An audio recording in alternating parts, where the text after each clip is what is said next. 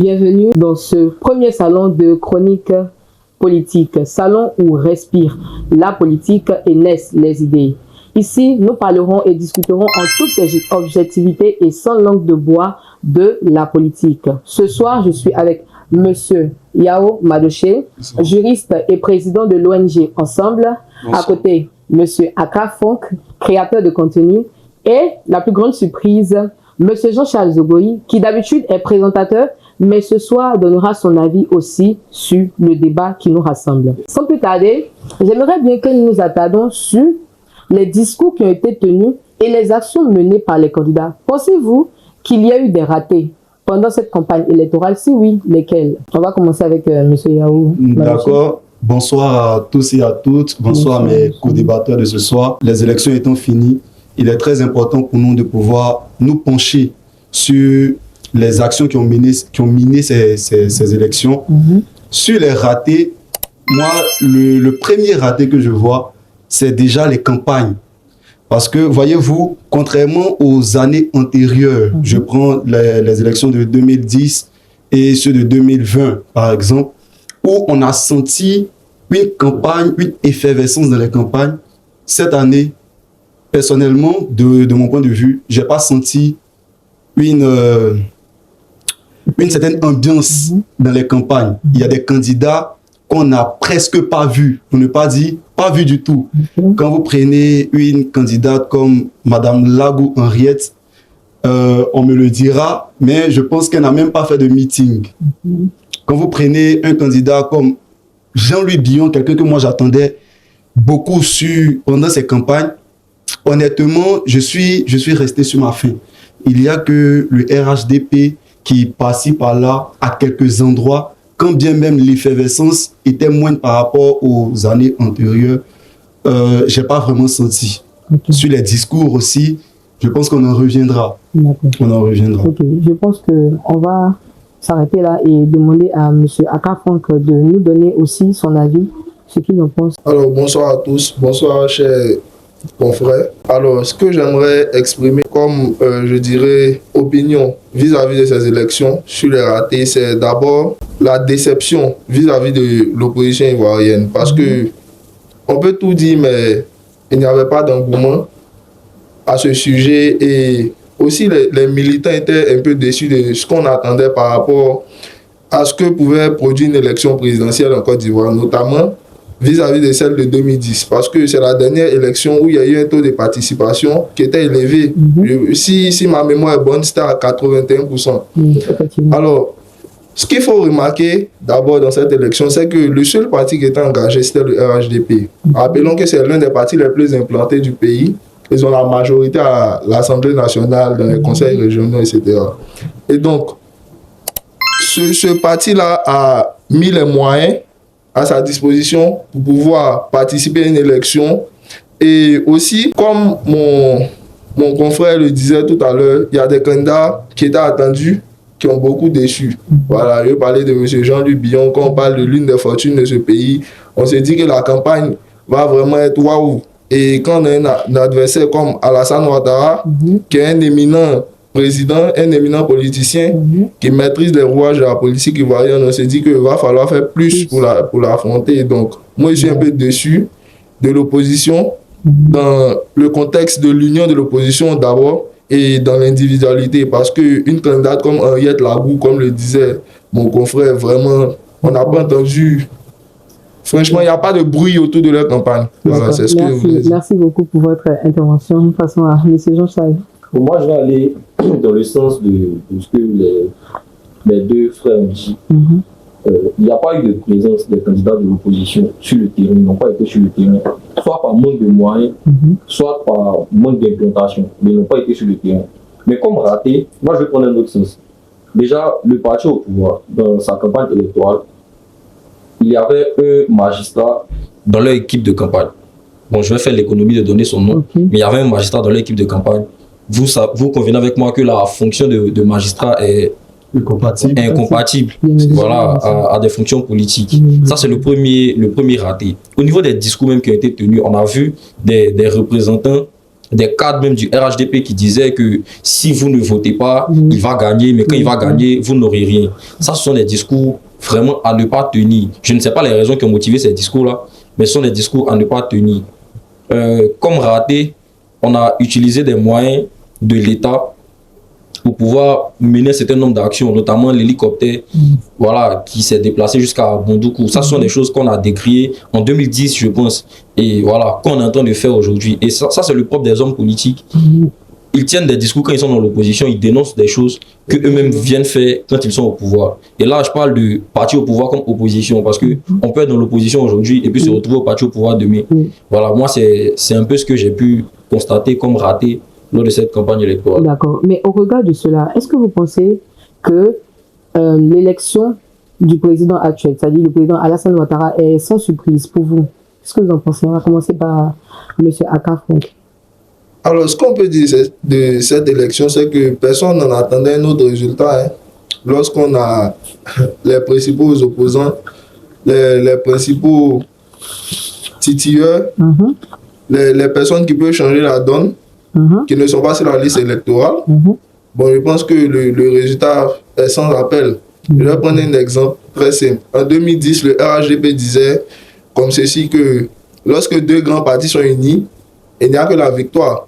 Alors, lorsque les deux grands partis, après le RHDP, ne sont pas de cette élection, je pense que avec les réalisations du président Alassane Ouattara, on ne peut s'attendre qu'à sa victoire. Donc. Bon, moi, je suis un peu mitigé. Je ne partage pas totalement son analyse. Il faut savoir qu'aucune élection n'est gagnée d'avance, peu importe les moyens que le parti qu'on envisage a.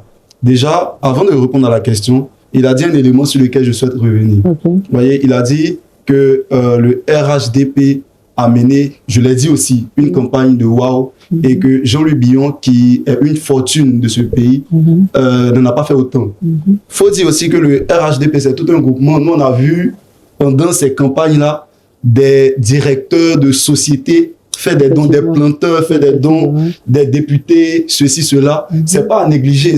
Je sais pas quel est le poids de tous ces montants dans la campagne globale, mais ce sont des éléments qui ont permis de mener des actions qui ne sont pas à négliger. Est-ce que vous cautionnez ça? Que par exemple, les PCA de Côte d'Ivoire financent la campagne du président? Vous cautionnez ça? Non, on n'est pas d'accord. On n'est pas d'accord, mais on est en train de justifier, ou je suis en train de justifier le fait que le RHDP ait pu mener une campagne qui a fait du bruit, parce qu'ils avaient les moyens de le faire. Monsieur Jean-Louis Billon, il est riche, certes, mais quel est le poids de sa richesse dans cette campagne-là? Est-ce qu'à lui seul, il pourrait prendre ses économies pour mener la campagne? D'accord, merci beaucoup. Pour revenir, je reviens à la question qui était la vôtre. C'est pas sans surprise. Déjà, il y avait des personnes de poids dans cette élection. Quoi qu'on dise, il y avait des personnes de poids. Moi, j'ai l'impression que cette jeunesse méconnaît l'histoire des hommes politiques qui étaient dans ces élections. Mais excuse-moi, des personnes de poids qui ne peuvent même pas avoir 5%, tu appelles ça des personnes de poids? Non, mais tout dépend de comment on a mené la campagne. Voilà, en fait,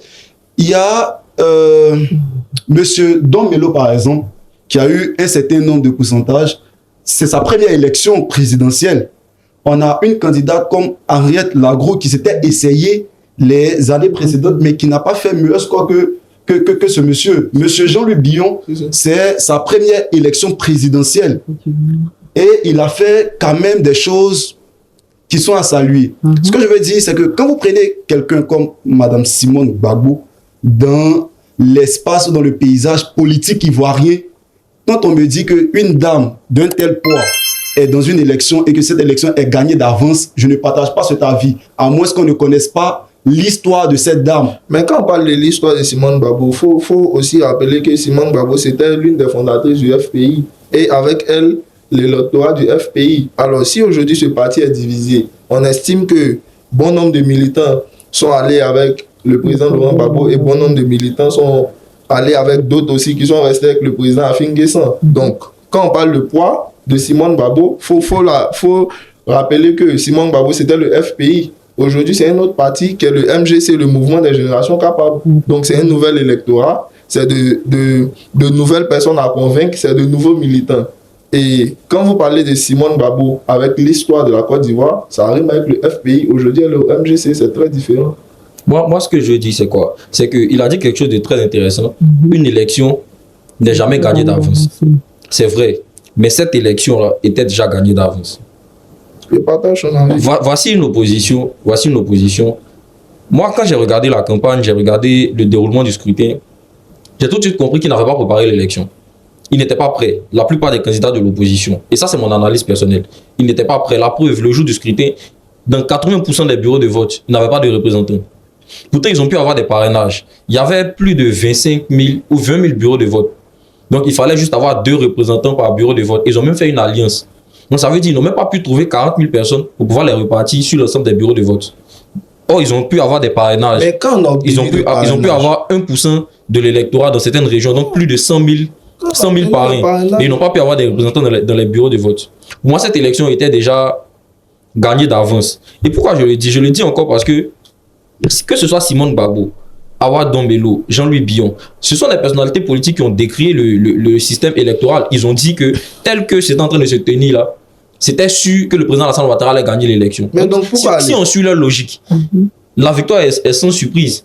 Maintenant, c'est pas parce que leurs ambitions ont changé qu'ils vont venir nous faire croire que, voilà, à un moment, ils pouvaient changer quelque chose et tout, si les Ivoiriens sortaient pour voter. Et ça, je pense qu'on va revenir sur ça. Mais pour moi, cette élection, elle est sans surprise. Le président Alassane Ouattara, quoi qu'on dise, c'est 15 ans de gouvernance, il y a des gens qui ont été déçus, mais voilà, il reste quand même le président du RHDP. Le RHDP, ce sont des millions de militants quand même. Alors, d'accord. Continuons de parler toujours d'élections. On a vu que le taux de participation a été estimé à 50,1%. Qu'est-ce qui, selon vous, explique ce taux de participation-là? On va commencer par M. Jean-Charles. Ok, moi je vais remonter à 2000.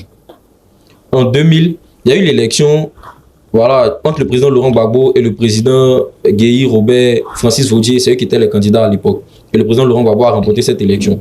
Mais vous allez vous rendre compte que le taux de participation était à 37%. Pourquoi? Parce que le président Bédier et l'ex-ministre de l'époque, l'ex-premier ministre Alassane Ouattara avaient été exclus. Donc, cela a joué sur le taux de participation. Et cette année encore, on est à 50%, un peu moins que 2015-2020. Pourquoi? Parce qu'il y a encore des figures de l'opposition qui sont importantes, qui ont été exclues. Il y a plus de 8 700 000 personnes sur la liste électorale. Donc, quand vous excluez Tidjane Thiam, ou du moins quand Tidjane Thiam n'est pas candidat, quand Laurent Gbagbo n'est pas candidat, le taux de participation, il n'y aura pas d'engouement autour de cette élection. Parce que déjà, les Ivoiriens se disent qu'ils vont à des élections qui sont déjà perdues d'avance. Ou du moins, ils n'ont pas la possibilité de choisir la personnalité qu'ils veulent. Ok, d'accord. Merci beaucoup, M. Jean-Charles. En fait, je ne partage pas du tout l'avis de monsieur Jean-Charles. On a donné le taux, c'était 50,1%. 50,1%. C'est plus de la moitié de l'ensemble des personnes inscrites sur la liste électorale. Mais c'est ça la démocratie. Dites-moi, 2020, la révision de la liste électorale avait été boycottée. 2015, depuis 2010, les révisions de liste électorale qui ont été entreprises par le pouvoir en place avaient été boycottées. Nous sommes à 8 millions et quelques de personnes inscrites sur la liste électorale. Même si les 8 millions, même si on permettait à M. Laurent Gbagbo et à M. Tidjane Thiam de se présenter, on n'aurait pas eu, pour moi, on n'aurait pas eu à s'attendre à un miracle. Puisque depuis ces années, voici pourquoi l'opposition a demandé à ce que une révision de la liste électorale. Ce n'est pas l'opposition qui demande qu'il y ait une révision. Qui l'avait? C'est la loi. La révision de la liste électorale est annuelle. C'est la loi. On est encore dans l'année.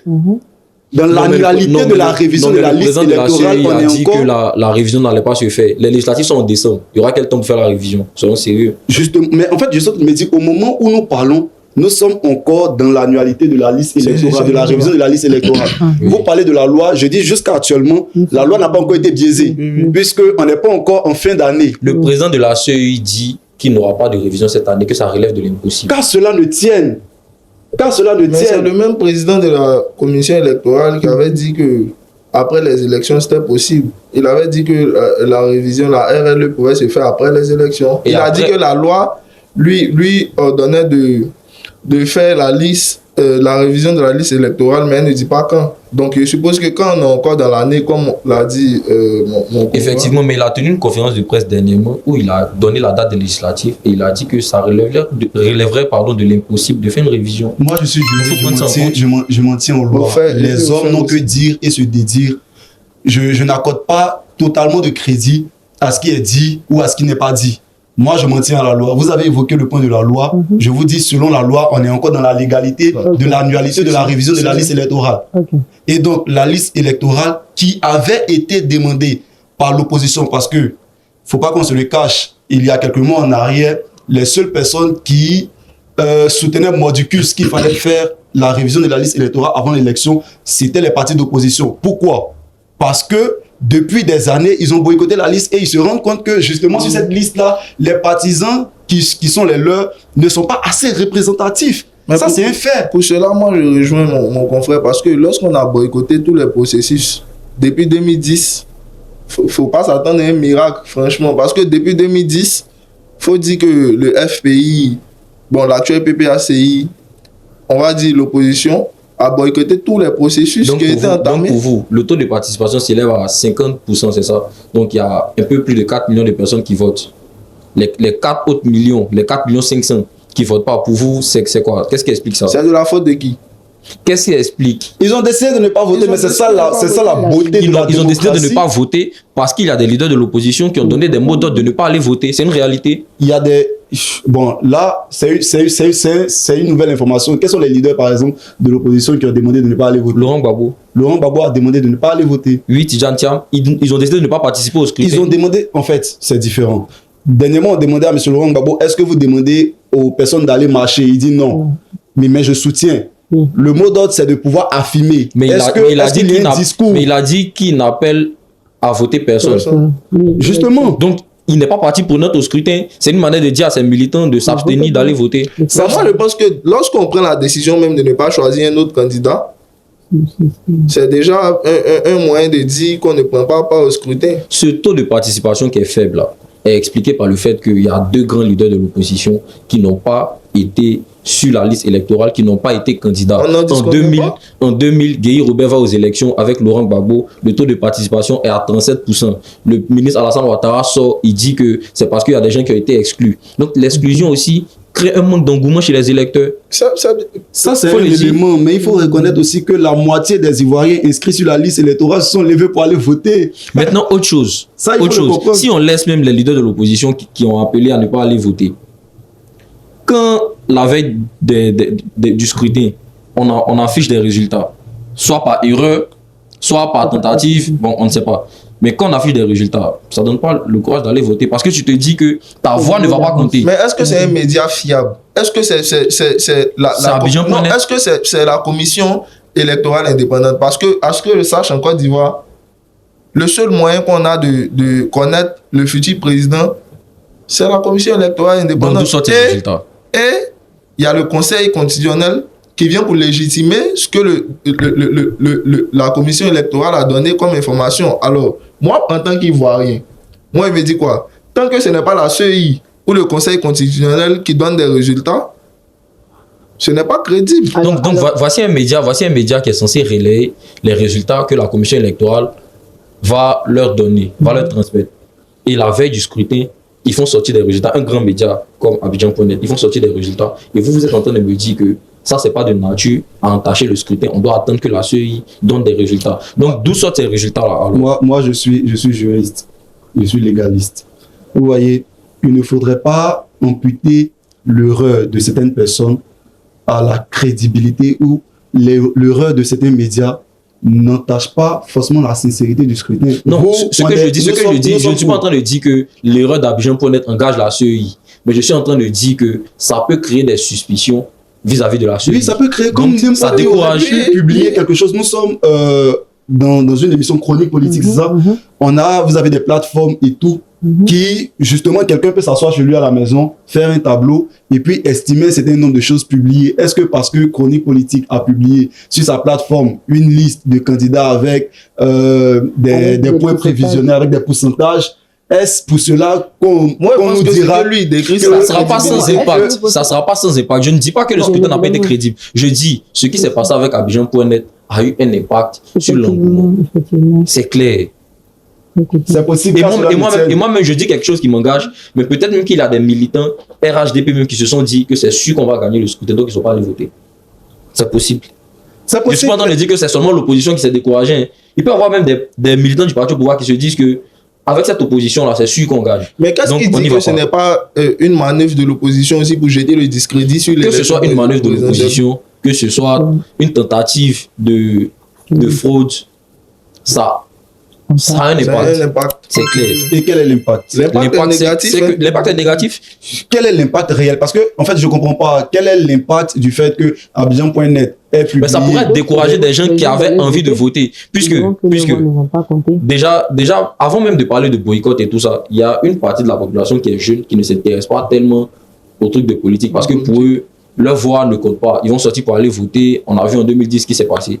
Donc ces gens-là sont des gens à convaincre, non pas seulement de voter un candidat, mais de voter même, de participer même au scrutin. Quand ils voient ce genre de choses, ils se disent, bon, quel est l'intérêt d'aller voter? C'est ça la véritable question. Moi, par exemple, quand moi je sors pour prendre part à un scrutin, c'est pas parce que c'est joué d'avance ou je connais la personne qui a remporté le scrutin, c'est parce que c'est un devoir de citoyen. Normalement, en Côte d'Ivoire, il y a la majorité de la population qui est jeune. Alors, si nous tous on s'assoit à la maison, comment on change les choses? Parce que ton pouvoir, ce que tu as comme âme pour changer les choses, c'est ton vote. À part dans les urnes en Côte d'Ivoire, comment on peut changer les choses? D'accord, donc vous êtes en train de dire que si quelqu'un ne se retrouve pas dans un projet, il doit voter quand même parce que c'est un citoyen. Mais il y a ce qu'on appelle le vote sanction. Prenons des exemples. Si tu ne juste à veux pas, côté de nous. si tu ne veux Non, pas de répondons à ma quelque chose, question. tu prends ta carte d'électeur, Est-ce que vous tu êtes en vas train de changer dire, les est-ce que choses. vous êtes en train de dire, c'est pas tous les Ivoiriens qui veulent le changement forcément, ou bien même parmi ceux qui veulent le changement, ils sont pas prêts à avoir le changement à tout prix. Je peux vouloir le changement sans vouloir confier ma voix, ou bien sans vouloir donner ma voix, par exemple, à Madochi, pour ne pas citer de candidat, ou à Franck, ou à Vicentia. Donc, si le candidat que je veux n'est pas éligible, et j'essaie de lire les programmes, et je ne me reconnais pas dans un programme, vous n'allez pas m'obliger à aller voter. C'est un devoir citoyen, c'est vrai, mais c'est un droit dont on peut faire abstention. Donc ne te plains pas de tes conditions qui ne changent pas. Je peux vous citer quelqu'un. Vas-y. Il s'appelle Maître Didier Kakou, avocat au barreau de Paris. Le jour de l'élection, je pense que c'était le 25 octobre, il publiait sur son compte Facebook ceci: je vote pas pour, je vote contre. En fait, il faut qu'on ait cette mentalité-là. Moi, j'aurais bien souhaité que mon père soit candidat aux élections. C'est lui que j'ai envie de voter. Donc, parce que mon père n'est pas candidat, je ne vote pas. Non, c'est pas ce que je dis. Je dis que si parmi les candidats qui ont été retenus, il n'y a pas un programme qui te parle. Parce qu'on a eu des candidats qui n'ont pas pu dérouler leur... Ils n'ont pas été sur le terrain. Est-ce une raison? Tu veux que ta condition de vie change ou bien tu aies un projet qui te parle ou bien, je ne sais pas. Parce que lorsque tu te plains, c'est parce que tu n'es pas à l'aise. Changer les conditions de vie, est-ce que c'est voter contre le RHDP? Le RHDP aussi fait un travail aussi. Alors, si moi j'estime que le RHDP ne me met pas dans les conditions, qu'est-ce que je fais? Je prends ma carte d'électeur et je vais voter en espérant que mon candidat remporte les élections pour pouvoir venir dérouler son programme qui a changé ma vie. Quand je m'assois à la maison, non seulement je réduis le taux de participation, mais encore, je reste dans les mêmes conditions que je décris. Qu'est-ce que je fais après? Parce qu'un mandat, c'est 5 ans. Il réussi à dénoncer sans poser d'acte fondamental. Mais est-ce que vous savez que le fait de s'abstenir d'un vote, c'est une forme de protestation? Alors, le fait de s'abstenir du vote, c'est une forme de protestation. Non, mais c'est le droit le plus Parce qu'on voit un taux de participation qui est faible et on sent qu'il y a une grogne au niveau de la population. Depuis 2015, le taux de participation est faible. Oui. Qu'est-ce que ça a changé? Rien. Le président vient, il est élu, il déroule son mandat et à la fin, toi qui n'es pas allé voter, qu'est-ce que ça change? Tu n'as aucun impact sur la politique de ton pays. Voilà, donc, mais en fait, moi je pense que c'est utopique de dire que parmi 5 candidats, tous les programmes qui ont été déroulés, aucun des programmes ne te parle. Moi, j'ai pris le temps de lire les projets de société des différents candidats, mais ils ont touché à tous les aspects, Bien sûr. Mais je ne parle pas d'un seul candidat, mais tous les candidats. Écoute-moi, Jean-Charles. Écoute-moi, Jean-Charles. Quand un programme est déroulé, moi, je ne peux pas me retrouver par exemple dans le programme économique ou bien dans le programme monétaire, mais dans le programme social, je me retrouve. Je peux ne pas me retrouver dans le programme social, mais dans le programme politique, je me retrouve.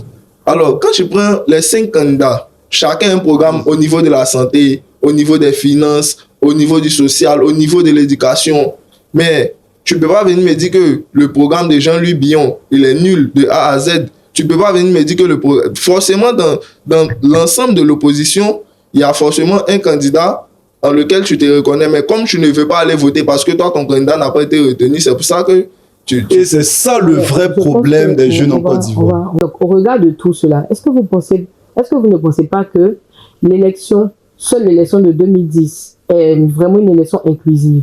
Clairement. On va commencer par M. Jean-Charles. Allons. Clairement. 2010, taux de participation, 81%. Moi, j'aime parler avec les chiffres. Je dis, l'exclusion des candidats, ça fait baisser le taux de participation.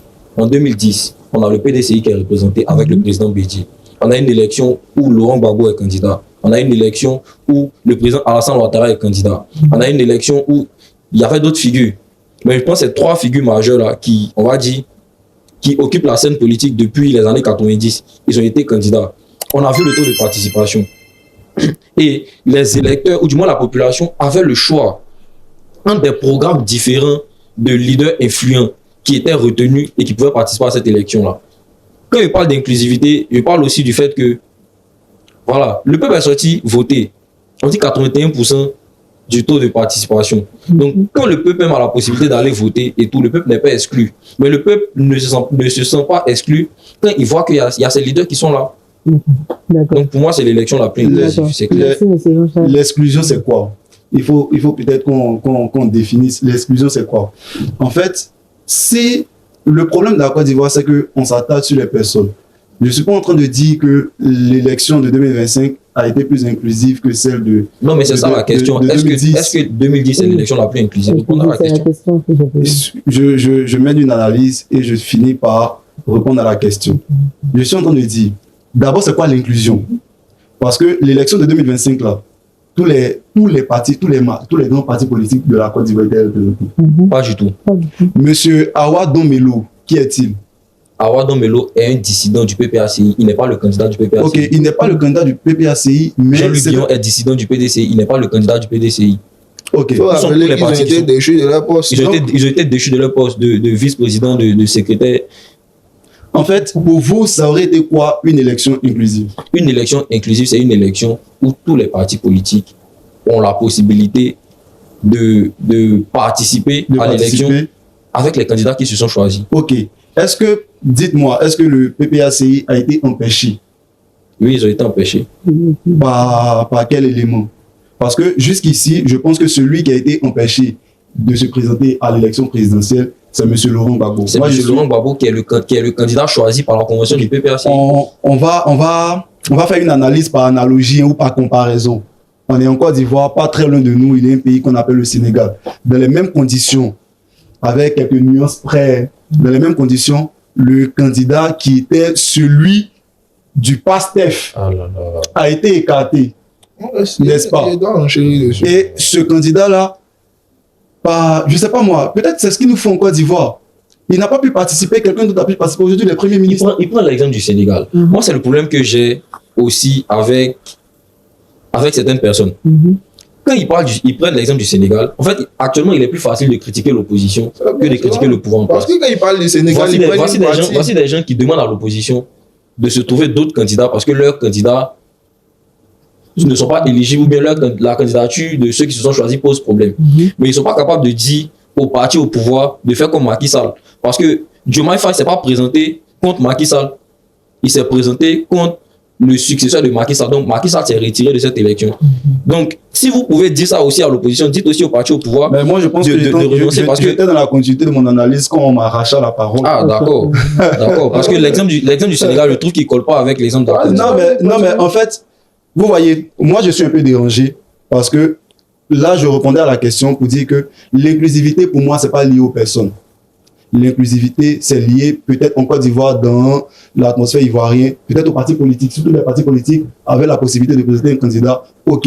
Maintenant, cela ne justifie pas le fait que M. Laurent Gbagbo ait été écarté. Parce que moi, dans ma pose de juriste, je me sentirais très mal à l'aise de me dire que la situation qui était celle de M. Laurent Gbagbo était normale. Parce que jusque-là, on a M. Maître Dadje Rodri qui, sur un plateau de la place, affirmait haut et fort qu'il avait participé au début du procès de M. Laurent Gbagbo. Et celui qui est la victime dans le dit braquage dit qu'il n'avait subi aucun dommage. Le maître Abiba, qui est l'avocat de M. Laurent Gbagbo ou du parti, disait que jusqu'à présent, il n'avait pas encore reçu la décision. Donc, en vrai, moi, je me sens mal à l'aise de dire que c'est une situation normale. Ce que je suis en train de dire, par contre, c'est qu'à l'impossible, nul n'est tenu. Moi, je pense qu'on aurait, M. Laurent Gbagbo aurait adoubé quelqu'un d'autre, on aurait eu peut-être un résultat différent. On a eu ça en 2015. Monsieur Bédier lance l'appel de Daoukro pour soutenir le candidat Alassane Ouattara. Il passe tranquille. Moi, je ne sais pas ce qui se passe. Alassane Ouattara qui est déjà au pouvoir. Mais monsieur Laurent Gbagbo était au pouvoir lorsqu'il y a eu des élections et puis monsieur Alassane Ouattara qui est déjà au pouvoir, Laurent Gbagbo étant à la haie, Charles Blé Goudé étant à la haie, les deux partis, Charles Blé Goudé n'a aucun poids dans la politique ivoirienne. Donc, deux grands partis. Non, parce qu'on parle du président Alassane Ouattara, du président Nkonan Bédié et du président Laurent Gbagbo. Donc, on ne peut pas rajouter le nom de Charles Blé Goudé. Non, faites attention. Deux grands partis se mettent ensemble, sachant qu'ils sont déjà au pouvoir, ils décident de rempiler et tout. C'est sans grande surprise. Sachant qu'ils sont déjà au pouvoir, qui est au pouvoir. Ton exemple aurait été plus crédible si tu prenais l'exemple, par exemple, de 2000 ou de 2010, où le président Alassane Ouattara n'était pas éligible et il a appelé à voter quelqu'un d'autre. Il ne l'a pas fait. Non, mais en fait, si M. Alassane Ouattara est au pouvoir en 2015... Il ne l'a pas fait. Il a décidé de se battre pour pouvoir être candidat parce que pour lui, il subissait une injustice. Si des personnes estiment qu'ils vivent une injustice, qu'ils veulent se battre pour être candidat, c'est pas à nous de choisir les candidats que les gens vont voilà. Je peux vous poser une question? Allez-y. Si en 2015, M. Alassane Ouattara, président de la République de Côte d'Ivoire, avait l'opportunité de gagner, quel est l'intérêt pour lui de s'allier à M. Bédier et de lancer l'appel de Daoukro? Dites-moi, quel est l'intérêt? L'alliance entre M. Bédier et M. Ouattara date depuis les années 2000, je pense. En 2010, M. Bédier appelle à voter Alassane Ouattara. En 2010, le président Alassane Ouattara gagne l'élection suite à son alliance avec le président Bédier. La plupart des cadres aujourd'hui qui sont dans le RHDP étaient PDCI avant. Le RHDP, c'est une coalition entre le PDCI et le RDR d'alors. Donc en 2015, c'était dans la continuité de leur alliance. Sauf que selon l'alliance qu'ils avaient faite, c'est que le candidat en 2015 du RHDP devait venir du PDCI, je pense bien. Et c'est là que M. Bédier a lancé l'appel de Daoukro. Donc il a renoncé à proposer un candidat PDCI que les deux partis allaient soutenir. Donc c'est dans la continuité de leur alliance. C'est pas quelque chose qu'on peut discuter. Est-ce que vous pensez que ça n'avait pas d'intérêt? Parce que, en fait, je ne sais pas si je me fais comprendre. Mais il était éligible en plus. Qui? En 2015, le président Alassane Ouattara. Là, on parle d'un Laurent Gbagbo qui, pour des raisons qu'on peut discuter, n'est pas éligible. C'est pas le même exemple. Allons-y. Non, il y a M. Akafon qui n'a pas encore donné. Appelez-moi la question. Alors, je vous disais, est-ce que vous ne trouvez pas que seules les élections de 2010 sont les plus inclusives? D'accord. Bon, moi, pour parler de l'inclusivité, j'aimerais d'abord parler de l'exclusion. Parce que mon co-débatteur, Jean-Charles, lui, il a pris l'exemple de l'an 2000. Moi, il a remonté un peu en arrière pour aller en 1995. C'est de là, parce que la première élection où il n'y a pas le président Félix Houphouët-Boigny, c'est en 1995. Et là, qu'est-ce qui se passe? Il y a la première exclusion parce que le président Alassane Ouattara est écarté. Et qu'est-ce que fait le président Laurent Gbagbo? Il boycotte les élections de 1995. Moi, je pense que c'est de là que tout est parti. Parce que si en 1995, il y avait eu l'inclusion de tous les partis politiques aux élections, je pense qu'on n'aurait pas eu 2000, on n'aurait pas eu 2015, on n'aurait pas eu 2020, 2025.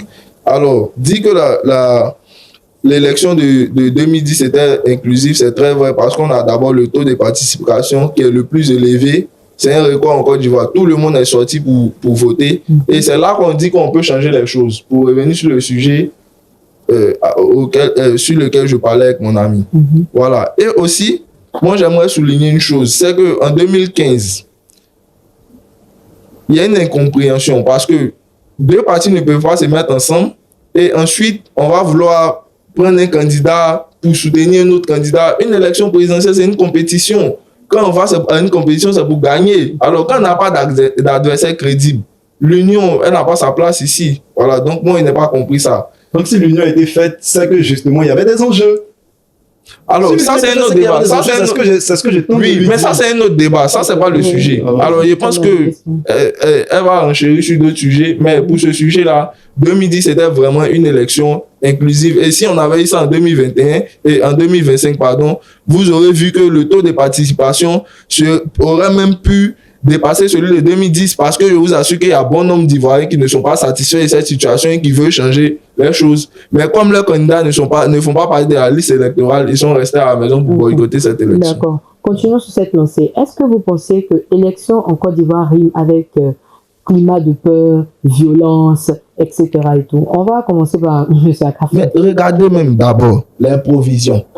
Regardez les provisions, les supermarchés, c'est vrai qu'on a plaisanté avec ça sur les réseaux sociaux, mais d'autres ont utilisé leurs économies pour faire les provisions. Parce que quand tu es en Côte d'Ivoire et que la guerre la plus maîtrisée en Côte d'Ivoire, c'est celle de 2010 et c'est suite à une élection présidentielle. Et ça fait plus de 3000 morts qui ont endeuillé des familles. Et ça, c'est les chiffres officiels qui ont été donnés. Alors, quand on arrive dans un climat préélectoral en Côte d'Ivoire, ça rime avec la peur, la tension, chacun se fait des présupposés, il y a des préjugés sur les élections. Donc moi, j'estime que l'élection en Côte d'Ivoire est source de peur, de panique, et ça vraiment, ce n'est pas bien. L'élection en Côte d'Ivoire, malheureusement, rime avec violence. Ce n'est pas ce qui devrait être, mais c'est ce qui est. Et moi, je pense que tout ça arrive quand on n'a pas d'institutions fortes. Des institutions qui peuvent regarder le parti au pouvoir et aller à l'encontre de leur volonté. Des institutions qui peuvent regarder, voilà, un parti d'opposition et dire voici ce que le droit dit, voici ce que la loi dit. Quand on n'a pas ces choses-là, et je ne dis pas qu'on n'a pas d'institutions fortes seulement en 2025, mais ça a été toujours le problème de la Côte d'Ivoire. On a vu des conseils constitutionnels qui se sont dit et qui se sont dédits, etc. On n'a pas d'institutions fortes. Et c'est pourquoi aussi, il y a les exclusions. C'est pourquoi il y a des décisions où on a l'impression que la justice est aux ordres. Et quand il y a ce genre de choses-là, ça crée une certaine peur chez les Ivoiriens. Et la Côte d'Ivoire n'a pas encore fini avec les événements de 2010, de 2015, de 2020. La réconciliation est encore en chantier. Donc chaque fois que... Et ça, en tout cas, je pense que peut-être on va parler de ce point-là. Mais ça sera peut-être un défi que le président Alassane Ouattara doit pouvoir relever pour les 5 prochaines années. La réconciliation. Parce que même lors de ces élections, on a vu encore des questions identitaires qui sont revenues. Des discours haineux qui sont revenus. Donc les Ivoiriens ne sont pas totalement réconciliés, ça faut le dire. Et tant que ça, ce n'est pas fait, les élections vont toujours venir avec violence, malheureusement. C'est mon grand-père qui me disait Etelorba, Etelorse. Celui qui a vu le lion rougir ne peut pas se permettre de jouer avec ses petits. En fait, la psychose qui règne actuellement ou pour chaque élection, c'est à cause des antécédents. Vous voyez, la dernière élection où on avait, pas peut-être en compétition, mais dans le pays, les leaders qu'il y avait dans les élections de 2025 ont fini avec 3000 morts et 3000 morts. Excuse-moi, donc tu veux dire que les élections en Côte d'Ivoire sont néfastes, c'est ça? C'est pas ce que je dis. Je suis en train de dire, je fais un constat. Et ensemble, on va constater. Ou bien tu partages pas le constat. Non, regarde, il y a un exemple très simple. Il y avait des supermarchés même où il n'y avait plus de garant. Effectivement. Tu vois, quand il y a ça, c'est dit quoi? Et dis-toi que il y a des Ivoiriens même qui ont quitté le pays. En 2015, par exemple, il n'y avait pas ça. Voilà, c'est ça. En 2015, par exemple, il n'y avait pas ça. Voilà pourquoi je suis en train de dire que la dernière élection où on avait tous les grains là, dans le pays, il y a eu 3000 morts. C'est ce que je suis en train de dire. Et je suis en train de dire aussi que ce climat, il est dû au fait que les discours de nos dirigeants politiques ne nous rassurent pas. Honnêtement, les discours ne nous rassurent pas. Moi, j'avais pensé, honnêtement, qu'on était passé à autre chose avec les questions identitaires. Encore dans ces élections, j'ai entendu que tel n'était pas ivoirien, j'ai entendu que tel était du Nord, j'ai entendu que ton voisin avec qui tu dors ne méritait plus ceci, cela. Je pense qu'il faut peut-être élever le niveau et éduquer la population à cela, mais éduquer nos hommes politiques. Moi, je crois qu'il faut créer une école de la politique, peut-être l'école Amadou Gon Coulibaly qui existe là. Il faut former nos politiques là-bas plutôt que des étudiants. Donc, si on s'en tient au contexte dans lequel on parle, on peut dire que la CDV n'a pas fait grand-chose. Parce que c'est une commission qui a été créée. La CDV a fait des conclusions, ces conclusions n'ont pas été appliquées. Ça, c'est une information. La CDV a fait des conclusions. Je pense que c'est le président Charles Konan-Bandy. Il a fait des conclusions. Les conclusions jusque-là n'ont pas été appliquées. Ok, on va poursuivre. Alors, que diriez-vous à ceux qui disent que Simeon Yvette, Dombello et Lagou sont allés légitimer le 4e mandat controversé? Alors, s'il n'y a pas d'adversaire, le 4e mandat, je vais pas dire les nuls, mais quand il n'y a pas d'adversaire, on se dit que quoi? Tout le monde ne veut pas d'un 4e mandat. Donc, on n'y va pas. Déjà, je pense que c'est le 2e mandat de la 3e République. Si. Bon, on dit ça en 4e mandat parce que depuis 2010, on estime qu'il y a le président Alassane Ouattara. L'opposition dit que c'est un 4e mandat. Mais bon, le parti au pouvoir nous dit que c'est le 2e... C'est pas le parti au pouvoir qui le dit, c'est la loi. Ok, la loi nous dit que c'est le 2e mandat de la 3e République. C'est un peu compliqué. Ok, il n'y a pas de souci. Bon, on part dessus, mais je me dis que l'opposition se dit quoi? Si personne ne va aux élections, alors l'élection, elle n'est pas légitime parce que tout le monde se dit qu'on est contre le 4e mandat, sinon le 2e mandat de la 3e République. Alors, quand des leaders, des personnes qui espèrent changer le visage de la Côte d'Ivoire, se disent qu'ils vont à ces élections, et il y a l'opinion internationale qui est là, qui regarde, qui voit qu'il y a des gens qui ont participé. Il y a eu un taux de participation qui est supérieur aux personnes qui sont inscrites sur la liste électorale. Alors on se dit quoi, automatiquement, l'élection, elle est inclusive, elle est légitimée. Donc je pense que c'est ce que les partis d'opposition décrient. Mais en fait, je pense qu'il n'a pas totalement reposé la question. Est-ce que vous pensez que Simone Gbagbo et les autres ont légitimé comme les gens ce que vous appelez le 4e mandat? Mais le 4e mandat, c'est quoi? Le 4e mandat, c'est quoi? C'est une question de fond. C'est une question de fond. Parce que si on se base sur la loi, ce 4e mandat, il est effectivement légitime. Oui.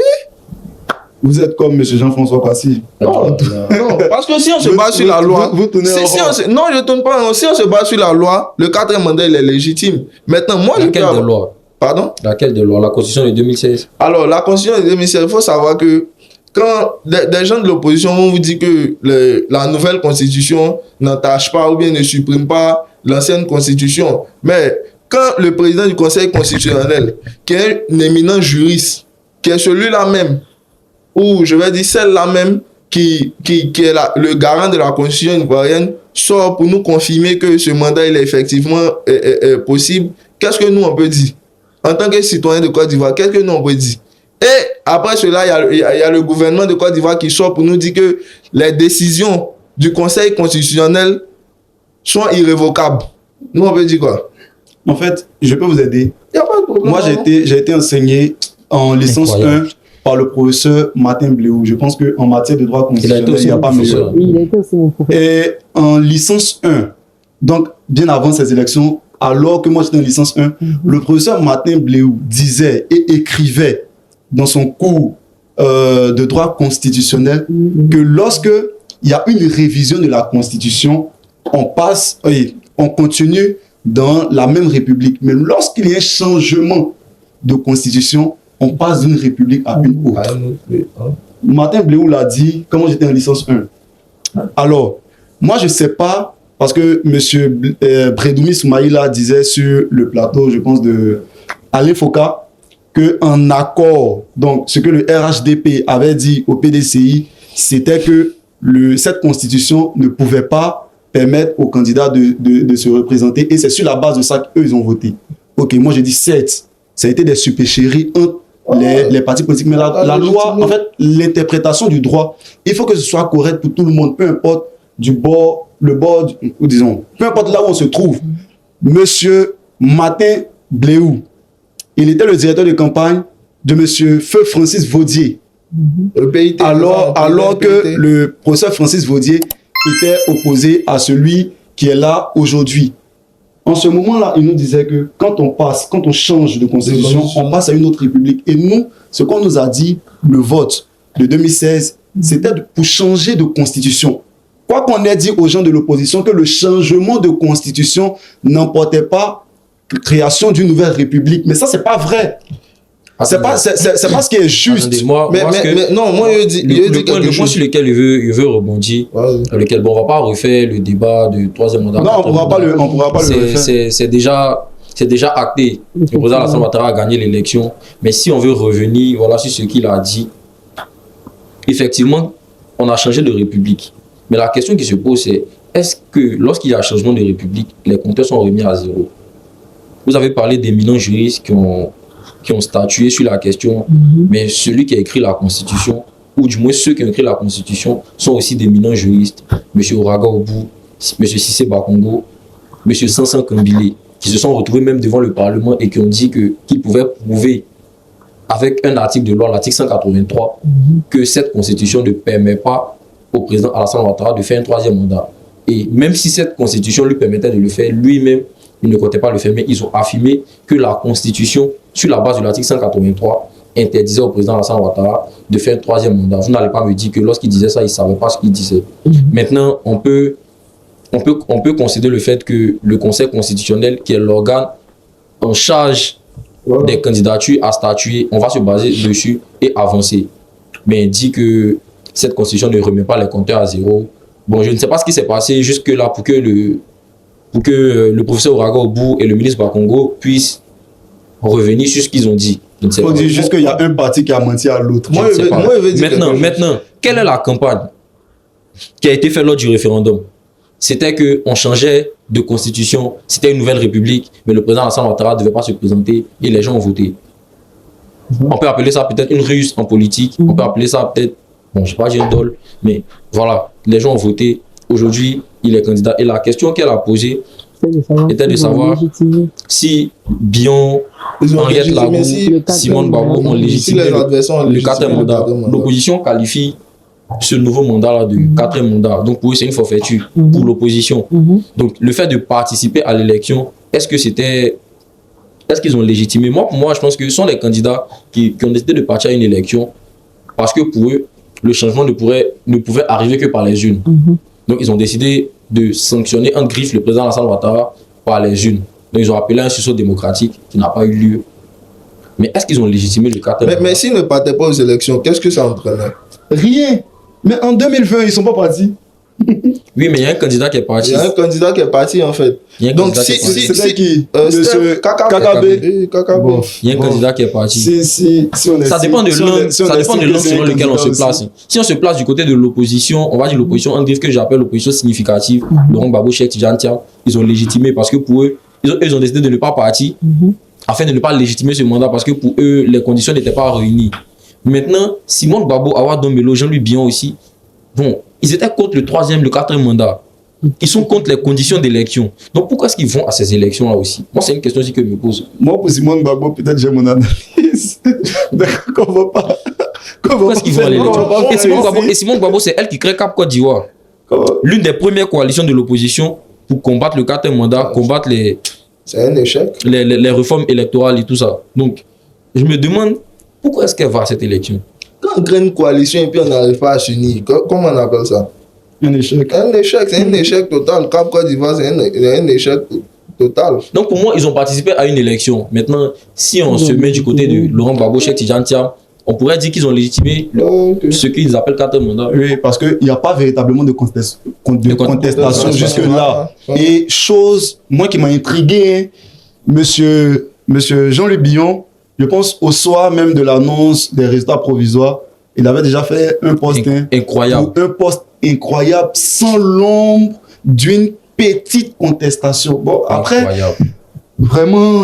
Bon, il y a Simone Gbagbo qui est sorti pour dire qu'elle ne reconnaissait pas cette élection. Non, Simone Gbagbo, elle, son approche était un peu mitigée, un peu ambivalent. Mais celui qui m'a le plus intrigué dans ces félicitations-là, c'est bien évidemment M. Jean-Luc Billon. Et lui, avec le test qu'il a produit là, je pense que moi, eu égard à son attitude, moi je pense plutôt qu'ils n'ont pas légitimé Simone Gbagbo, Jean-Louis Billon, Henriette Lagou, ils n'ont pas légitimé le quatrième mandat, ou du moins le deuxième mandat de la Troisième République, mais ils ont facilité l'élection du président Alassane Ouattara. Ils n'ont même pas pu avoir des représentants dans les bureaux de vote. Ils n'ont même pas pu faire campagne, ils n'étaient pas sur le terrain. Ils ont facilité son élection. Voilà. On peut dire que le président Alassane Ouattara, peut-être, on peut dire ce qu'on veut quand on est dans l'opposition, il n'est plus populaire, sa gouvernance a créé des frustrés et tout ça. Mais face à Awa Dombello, face à Simone Gbagbo, face à Henriette Lagou, en tout cas dans ces conditions-là, et avec la campagne qu'on a vue là, le président Alassane Ouattara... Ils n'ont peut-être pas eu l'opportunité aussi, il vous souviendra ou il vous reviendra à l'esprit que M. Awa Dombello s'est vu refuser. Awa Dombello, je pense, le palais des sports, à la veille même de son lancement et tout. Donc, bon... Il y a eu aussi des choses qui n'ont pas été respectées. Alors, selon vous, qu'est-ce qui crée des tensions en Côte d'Ivoire, généralement? Qu'est-ce qui crée des tensions en Côte d'Ivoire? Les tensions sont créées par deux choses. Le premier élément, c'est qu'à chaque élection, il y a des personnes, que certaines personnes souhaitent voir compétir, qui ne compétissent pas, mais pour des raisons farfelues. Vous imaginez, on a donné le point relatif au président Laurent Gbagbo tout à l'heure, mais on n'oublie pas aussi le cas de M. Tidiane Thiam, qui s'est vu interpréter une loi de 1900, je ne sais plus. Vous voyez, le deuxième élément, ce sont à M. Assalé Timoko, qui s'est vu refuser des parrainages. Il a fait des posts sur Facebook où il a démontré un certain nombre de choses et que ce qu'il avait déclaré ou ce que lui et la CEI avaient compté le jour de dépôt n'est pas ce qui avait été annoncé par... Bon, bof. Il y a eu tellement de choses qui créent une certaine frustration dans le cœur de ceux qui aiment ces personnes-là. Parce que mine de rien, M. Assalé Timoko, c'est quelqu'un qui s'est battu à un moment donné. On se rappelle de la situation des mobile money en Côte d'Ivoire. Il s'est battu. Donc, il y a un certain nombre d'Ivoiriens, aussi petits soit-ils, qui se reconnaissent ce monsieur. Le deuxième élément, c'est les discours. Ce sont les discours. À l'approche des élections, on a tellement de personnes en qui des jeunes se reconnaissent, qui disent des choses vraiment qu'il ne faut pas dire. Et on a une jeunesse aussi qui est quelque peu fanatique et qui ne fait pas attention à ce qu'on lui dit, qui avale tout, qui englobe tout et qui va se jeter finalement dans la gueule du loup. Donc je pense que ces deux éléments-là, voilà, créent aussi des tensions. Merci, M. Yao Madouché. On va continuer avec M. Jean-Charles. Pour moi, en Côte d'Ivoire, chaque fois qu'il y a exclusion des candidats, chaque fois qu'il y a violation des textes, chaque fois qu'une personne veut, voilà, la justice n'est pas indépendante, ça crée toujours des histoires. Et on l'a vu depuis les années 90, toutes les crises qu'on a eues, les coups d'État, c'était exclusion, non-respect des textes. C'est toujours la même chose depuis plus de 30 ans. Donc, c'est ça. Moi, je pense que c'est le manque de dialogue politique. Parce qu'il faut un dialogue. Il y a beaucoup de dialogue politique. Mais justement, quand un dialogue commence et puis il n'y a pas de concrétisation, il n'y a pas de volonté des deux parties de trouver un compromis ou un terrain d'entente, parce que l'un se dit qu'il a le pouvoir de faire ce qu'il veut, ne cède pas aux revendications. Voilà. C'est la faute à qui s'il n'y a pas de dialogue politique? Le dialogue. Moi, je dis qu'il y en a eu. On se rappelle des ministres du RHDP qui se sont rendus... Mais c'est ce que je disais. Quand il y a le dialogue, et puis il n'y a pas de concrétisation, qu'est-ce que ça donne? Alors, écoutez, moi, je vais prendre un exemple simple. On est en Côte d'Ivoire. Si il y a un dialogue politique concret et que l'opposition et le parti au pouvoir arrivent à trouver des compromis, vous pensez que qui va conduire à une élection inclusive, vous pensez qu'il y aura boycott? Souvent aussi les compromis là. Tu te rappelles, il vous souviendra que sur un plateau, le président de la CEI a justifié le fait qu'il n'y ait pas de révision de la liste électorale cette année par un dialogue politique qui s'était tenu il y a des années. Mais le PPACI a dit qu'ils n'ont pas fait partie de il a donné des éléments de preuve. Il a même cité des noms des personnes. Je ne pense pas. Le ministre Kone Katina qui a démenti. Sinon, dites-moi par quelle alchimie on permet aux personnes qui n'ont pas encore 18 ans au moment de la révision de la liste électorale de s'inscrire sur la liste électorale. Il y a des représentants. Je termine. Par quelle alchimie on permet aux personnes qui n'ont pas 18 ans au moment de la révision de la liste électorale de s'inscrire parce qu'ils auront 18 ans dans quelques mois? Si les partis politiques d'opposition ne sont pas d'accord, puisqu'ils ne l'ont pas décrié, c'est pas si vous avez suivi l'actualité politique avec moi, aucun ne s'est plaint qu'un enfant de 17 ans s'inscrive sur la liste électorale parce que ça se faisait pas. En 2020, il y a eu révision de la liste électorale à quelques mois des élections. Mais pourquoi cette année, ça s'est passé comme ça et les partis d'opposition ne sont pas pleins? C'est parce que justement, ils ne trouvaient pas d'inconvénients. Parce que la loi ne dit pas de faire. Ils ont dit que ceux dont le président de la CEI parlait, eux, ils n'avaient pas été partie prenante. À quoi? À ces discussions qui ont abouti à prendre cette décision-là. Mais pourquoi ils n'ont pas contesté? Parce qu'au regard de la loi, en principe, quelqu'un qui a 17 ans... Ils ont demandé une révision de la liste électorale. Ils ont dit qu'il y a 6 millions de personnes qui ne remplissent pas les conditions de l'article 6 ou 7 là. Je pense que ce cas-là en faisait partie. En fait, je ne sais pas si vous comprenez. Moi, je comprends. Je pense que c'était une anticipation sur la non-RLE en 2020. D'un commun accord. Voilà, d'un commun accord. Donc, comme il le dit, ce qu'il veut dire, c'est que quand il y a des accords qui conduisent des dialogues, comme on le dit. Un dialogue politique où ils ont eu un compromis. Voilà, au compromis, ce n'est pas toutefois bénéfique pour la démocratie. Souvent, ils trouvent des compromis. Est-ce que vous êtes en train de me dire, quand pour l'élection de 2025, là, il y a eu un dialogue politique? Est-ce que vous êtes en train de me dire?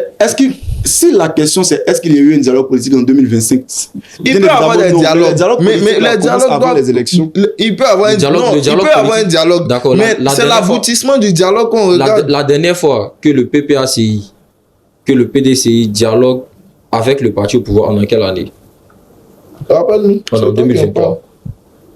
Le dialogue politique était mené par le Premier ministre, je pense, Amadou Gon, autant. Non, 2020 c'était Amadou Gon. Après, voilà, Patrick Hachi. Voilà. Et depuis que le ministre, comment il s'appelle, Begré Mombé est venu, les partis d'opposition ont écrit au gouvernement sans suite. Il y a eu une discussion dernièrement, mais c'était Cap Côte d'Ivoire. Faut pas qu'on se cache. Cap Côte d'Ivoire, c'est vrai que le PPACI fait pas partie. Le PPACI ne fait pas partie. On va continuer. Excusez, je vais terminer. Le PPACI ne fait pas partie de Cap Côte d'Ivoire. Et même le PDCI, à un moment, a quitté Cap Côte d'Ivoire pour rejoindre le Front commun. Donc, si on veut vraiment dialoguer, on sait avec qui dialoguer. Moi, je prends de 2000 à 2010. C'est un dialogue politique qui nous conduit à l'élection de 2010. Ce sont des dialogues même. Il y a eu Ouaga, il y a eu Makoussis, il y a eu Pretoria. C'est ce qui fait que M. Soroguiom est Premier ministre, ce sont des dialogues politiques. C'est ce qui fait que des membres de la rébellion, des membres de l'opposition intègrent le gouvernement. C'est le dialogue politique. C'est même le dialogue politique qui fait que le président Alassane Ouattara est candidat en 2010. Donc le dialogue politique a été rompu depuis 2022 ou 2023. Un dialogue politique franc. Qu'est-ce qui empêchait le président Alassane Ouattara et le président Laurent Gbagbo de se parler pour cette élection de 2025? On aurait pu éviter beaucoup de choses. On aurait pu éviter beaucoup de choses. Il n'y a pas eu de dialogue politique franc. Moi, je pense que quand des gens ne sont pas d'accord avec quelque chose, il faut aller vers eux et puis discuter avec eux. Mais il ne faut pas se dire qu'on parle avec une partie là et puis on ne parle pas avec d'autres. Permettez-moi, M. Jean-Charles, s'il vous plaît. Permettez-moi, M. Jean-Charles. Oui, allez-y. Le dialogue politique franc qu'il y a eu entre 2000 et 2010 là, c'est ce qui a abouti à l'élection de 2010, c'est ça, non? Oui. Et c'est l'ensemble ou les conclusions de ces dialogues politiques qui disaient justement que pour cette élection de 2010, il fallait une certification de l'ONU, il fallait ceci, il fallait cela. C'est ce qui a créé tout ce qu'on a vu là. Ce que je suis en train de dire, c'est que les résolutions qu'ils prennent dans les dialogues politiques là, le jour où ils doivent appliquer, certains se disent non, ce qu'on s'est dit là-bas là, on n'est plus d'accord avec. Parce que ce qui est arrivé en 2010, où le Conseil constitutionnel proclame et puis on dit non, il fallait que l'ONU certifie. Mais ce sont les dialogues politiques qu'ils ont fait avant 2010. C'est ce qui a créé tout ça. Là, C'est ce là, qui a là, créé on est en tout train de ça. repartir. Là, on est en train de Les dialogues repartir du politiques, début. là, les dialogues politiques ne résoudent rien. Non, mais on peut pas d'un pays sans dialoguer. Non, on peut dialoguer, En mais 2010, non. trouvons Non, d'autres choses.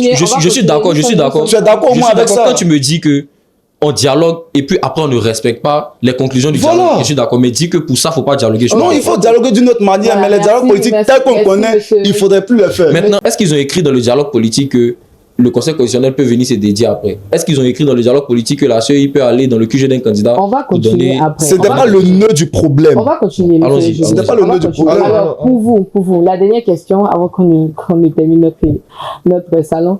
Pour vous, les 5 prochaines années en Côte d'Ivoire ressembleraient à quoi, vu les réalités, la décision du président Laurent Gbagbo de prendre sa retraite, l'ultime mandat du président Alassane Ouattara et les nouvelles figures qui émergent. Selon vous, à quoi ressembleraient les 5 prochaines années en Côte d'Ivoire?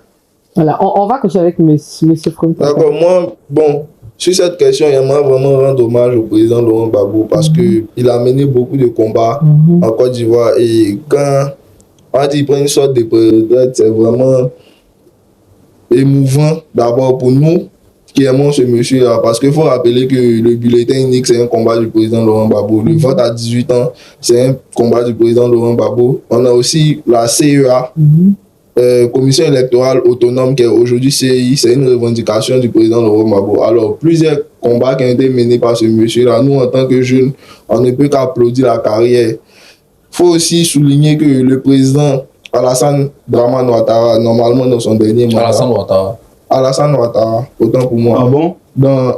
Tado, ça signifie quoi? Alors, non. Non, il a dit qu'il s'appelle Alassane Ok, donc Alassane Ouattara, qui est dans son dernier C'était une mandat, parenthèse.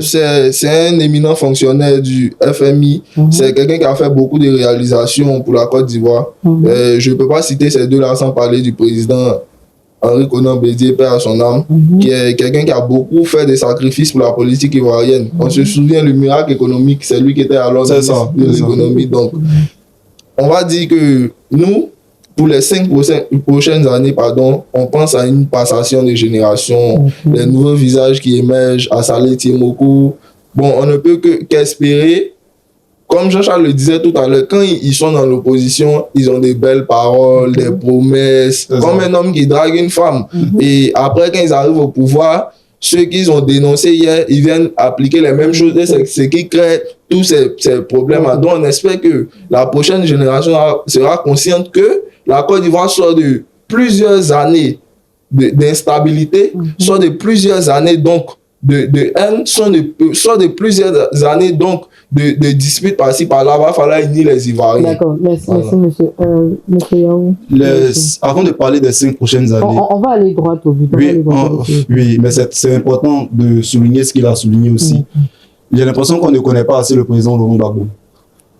J'ai l'impression que l'histoire de ce monsieur-là, et c'est dommage qu'on n'enseigne pas son histoire à l'école, mais si aujourd'hui on peut avoir des élections où on l'exclut, où d'autres sont candidats, c'est grâce à lui. La démocratie, le multipartisme aussi, là. On doit ça à ce monsieur-là. Moi, je pense que c'est bien dommage qu'au soir de ces jours où il se préparait pour une dernière aventure, une dernière bataille, on puisse créer ce climat-là. Moi, je pense qu'ils sont un peu frustrés,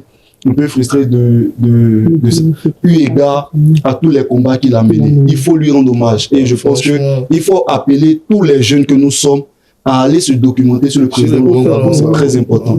Ça va nous permettre de le respecter, ce monsieur, par ricochet tous les autres qui ont mené le combat avec lui. Les 5 prochaines années, ce sont des années de défis. Ce sont des années de renouvellement de la classe politique. On a des visages qui émergent. On a des visages qui étaient là avant, qui ne sont pas aussi vieux que ça. Il y a M. Charles Degoudé qui est là, qui n'est pas à minimiser, qui s'est dit vouloir briguer la magistrature suprême. Il y a M. Assalé Tiemoko, qui a aussi un nouveau visage. Il ne faut pas oublier la voix des jeunes. On a aussi M. Jean-François Kassi, le président des jeunes, qui cette fois-ci ne va pas tourner en rond. Il me semble qu'il se présente aux législatives. On lui donne les bonnes ondes. Moi, je pense que si les jeunes, autant que nous, moi, je souhaite à M.